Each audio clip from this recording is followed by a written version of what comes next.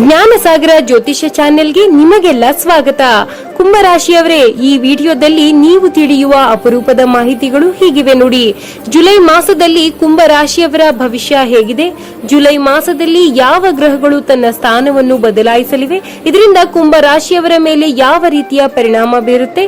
ಕುಂಭರಾಶಿಯವರ ಉದ್ಯೋಗ, ವ್ಯಾಪಾರ, ಆರ್ಥಿಕತೆ, ಕುಟುಂಬ, ಪ್ರೀತಿ, ಆರೋಗ್ಯ ಹೇಗಿರಲಿದೆ? ಈ ತಿಂಗಳ ನಕಾರಾತ್ಮಕ ಫಲಗಳಿಗೆ ಯಾವ ಸರಳ ಪರಿಹಾರ ಮಾಡಬೇಕು? ಈ ಎಲ್ಲಾ ಮಾಹಿತಿಗಳನ್ನು ನೀವು ಈ ವಿಡಿಯೋದಲ್ಲಿ ಸವಿವರವಾಗಿ ಮಾಹಿತಿ ಪಡಿತೀರಿ. ಹಾಗಾದ್ರೆ ತಡ ಯಾಕೆ, ವಿಡಿಯೋ ಸ್ಟಾರ್ಟ್ ಮಾಡೋಣ ಬನ್ನಿ.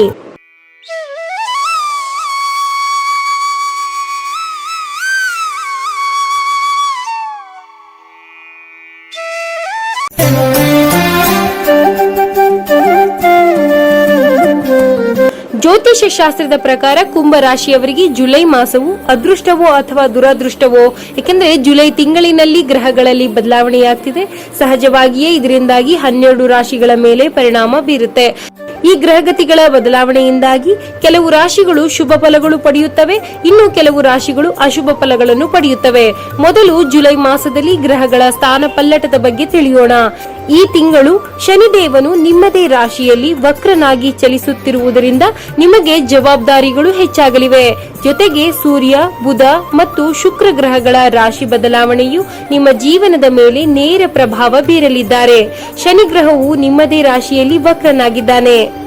ಇದು ನೀವು ಮಾಡುವ ಕೆಲಸದಲ್ಲಿ ನಿಧಾನಗತಿ ತರಲಿದೆ. ಇನ್ನು ಗುರುಗ್ರಹವು ವೃಷಭ ರಾಶಿಯಲ್ಲಿದ್ದು ನಿಮಗೆ ಮಾನಸಿಕ ಧೈರ್ಯ ಮತ್ತು ಕೌಟುಂಬಿಕ ಸುಖವನ್ನು ನೀಡಲಿದ್ದಾನೆ. ಇನ್ನು ಸೂರ್ಯದೇವನು ಜುಲೈ ಮಧ್ಯಭಾಗದಲ್ಲಿ ಮಿಥುನ ರಾಶಿಯಿಂದ ಕರ್ಕಾಟಕ ರಾಶಿಗೆ ಪ್ರವೇಶಿಸಲಿದ್ದಾನೆ.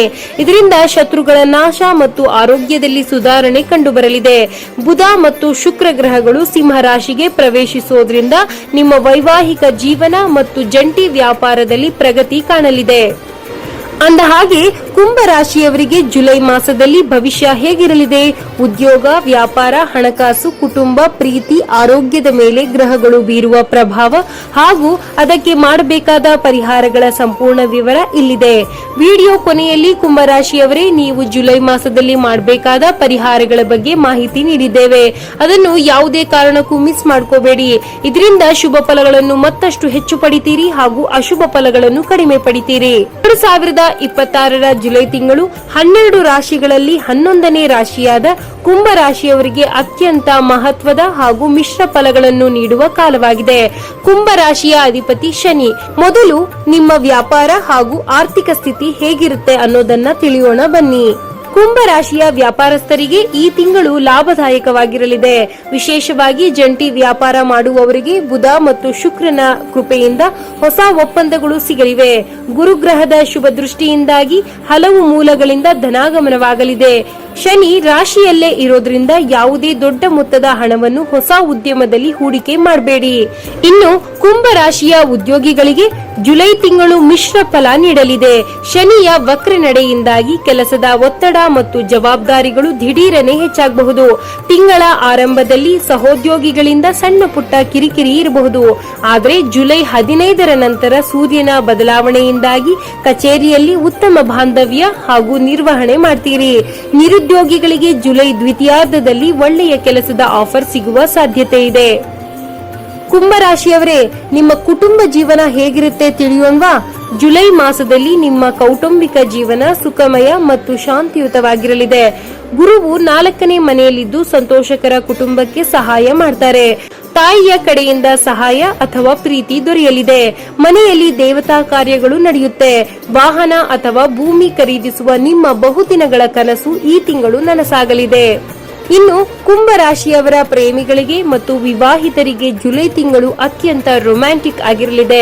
ಏಕೆಂದರೆ 7ನೇ ಮನೆಯಲ್ಲಿ ಬುಧ ಶುಕ್ರರ ಯುತಿಯು ಸಂಬಂಧವನ್ನು ಮತ್ತಷ್ಟು ಗಟ್ಟಿಗೊಳಿಸಲಿದೆ. ಈ ಮಾಸದಲ್ಲಿ ಸಂಗಾತಿಯೊಂದಿಗೆ ಗುಣಮಟ್ಟದ ಸಮಯವನ್ನು ಕಳಿತೀರಿ. ಈಗ ನಿಮ್ಮ ಆರೋಗ್ಯ ಹೇಗಿರಲಿದೆ ಅನ್ನೋದನ್ನ ತಿಳಿಯೋಣವಾ? ಆರೋಗ್ಯದ ದೃಷ್ಟಿಯಿಂದ ನೀವು ಈ ತಿಂಗಳು ಸ್ವಲ್ಪ ಜಾಗರೂಕವಾಗಿರಬೇಕು. ಶನಿ ದಶೆಯ ಪ್ರಭಾವ ಇರೋದ್ರಿಂದ ಸಾಮಾನ್ಯವಾಗಿ ಮಾನಸಿಕ ಆತಂಕ ಅಥವಾ ಅತಿಯಾದ ಆಲೋಚನೆ ಹೆಚ್ಚಾಗಬಹುದು. ಇವುಗಳ ಜೊತೆಗೆ ಕಾಲು ನೋವು, ಕೀಲು ನೋವು ಅಥವಾ ಗ್ಯಾಸ್ಟ್ರಿಕ್ ಸಮಸ್ಯೆ ಕಾಣಿಸಿಕೊಳ್ಳಬಹುದು. ವಾಹನ ಚಾಲನೆ ಮಾಡುವಾಗ ಎಚ್ಚರವಾಗಿರಿ. ಇನ್ನು ಯಶಸ್ಸನ್ನು ವೃದ್ಧಿಸಿಕೊಳ್ಳಲು ಕುಂಭ ರಾಶಿಯವರು ಮಾಡಬೇಕಾದ ಸರಳ ಪರಿಹಾರಗಳು ಹೀಗಿವೆ ನೋಡಿ. ಶನಿವಾರ ಶನಿ ಮಹಾತ್ಮನ ದೇವಸ್ಥಾನಕ್ಕೆ ಭೇಟಿ ನೀಡಿ ಎಳ್ಳೆಣ್ಣೆ ದೀಪವನ್ನು ಹಚ್ಚಿ. ಕನಿಷ್ಠ ಮಂಗಳವಾರ ಅಥವಾ ಶನಿವಾರದಂದು ಹನುಮಾನ್ ಚಾಲೀಸವನ್ನು ಪಠಿಸೋದ್ರಿಂದ ಶನಿ ದೋಷದ ತೀವ್ರತೆ ಕಡಿಮೆಯಾಗುತ್ತೆ.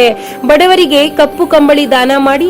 ಪ್ರತಿದಿನ ಸಂಜೆ ಶನಿ ಗಾಯತ್ರಿ ಮಂತ್ರ ಅಥವಾ ಓಂ ಶಂ ಶನೇಶ್ವರಾಯ ನಮಃ ಎಂಬ ಮಂತ್ರವನ್ನು 108 ಬಾರಿ ಜಪಿಸಿ. ನೋಡಿದ್ರಲ್ಲ ಸ್ನೇಹಿತರೆ, ಕುಂಭರಾಶಿಯವರ ಜುಲೈ ತಿಂಗಳ ಭವಿಷ್ಯವನ್ನ. ಮುಂದಿನ ವಿಡಿಯೋದಲ್ಲಿ ಮತ್ತೊಂದು ಆಸಕ್ತಿದಾಯಕ ಮಾಹಿತಿಯ ಜೊತೆ ಮತ್ತೆ ನಿಮ್ಮ ಮುಂದೆ ಬರ್ತೀವಿ. ವಿಡಿಯೋ ನೋಡಿದ್ದಕ್ಕೆ ಧನ್ಯವಾದಗಳು. ದಯವಿಟ್ಟು ಹೆಚ್ಚಿನ ವಿಡಿಯೋಗಳನ್ನು ನೋಡಲು ಸಬ್ಸ್ಕ್ರೈಬ್, ಲೈಕ್, ಕಾಮೆಂಟ್ ಮಾಡಿ. ಮತ್ತು ನಿಮಗೆ ಇಂತಹ ವಿಡಿಯೋ ಇಷ್ಟವಾದರೆ ದಯವಿಟ್ಟು ನಿಮ್ಮ ಫ್ಯಾಮಿಲಿ ಮತ್ತು ಫ್ರೆಂಡ್ಸ್ ಜೊತೆ ಹಂಚಿಕೊಳ್ಳಿ. ಧನ್ಯವಾದಗಳು.